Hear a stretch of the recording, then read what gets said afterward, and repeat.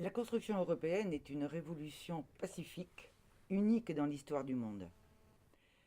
Notre vieux continent européen a toujours été un continent guerrier, avec des combats incessants, effroyables. Et la première partie du XXe siècle a vu deux guerres mondiales qui se sont terminées en 1945 en laissant l'Europe exsangue.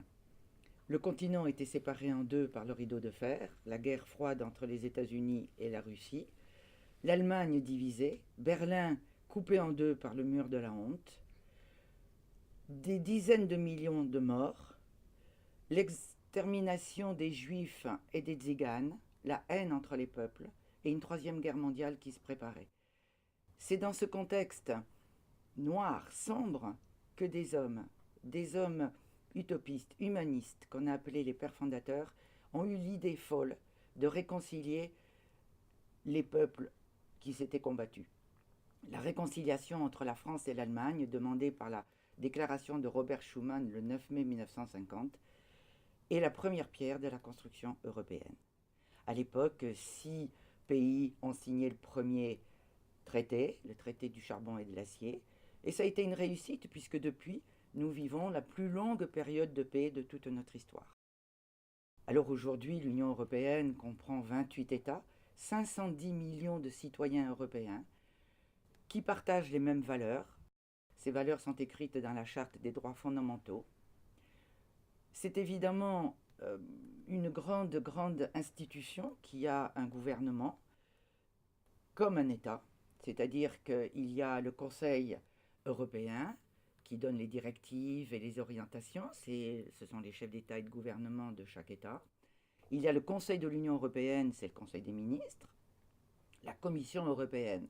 Alors vous savez, quand on dit Bruxelles a dit que c'est la faute de Bruxelles, eh bien Bruxelles, la Commission ne prend pas de décision.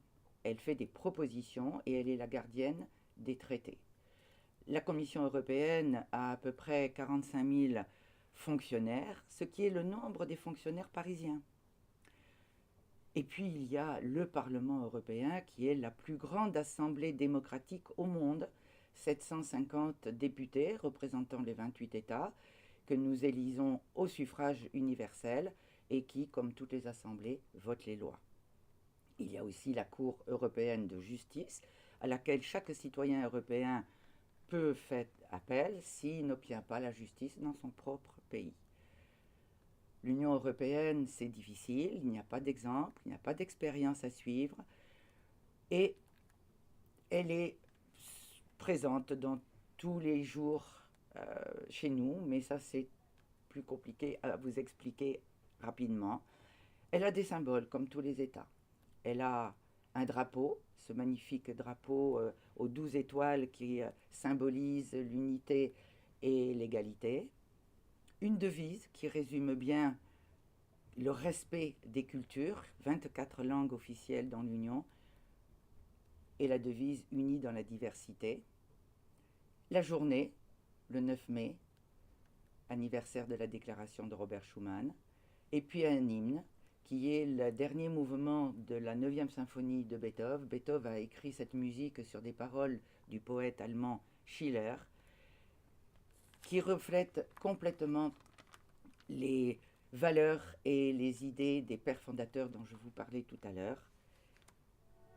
Tous les hommes de la terre veulent se donner la main, vivre et s'entraider en frères pour un plus beau lendemain. Plus de haine, plus de frontières, plus de charniers sur nos chemins. Nous voulons, d'une âme fière, nous forger un grand destin.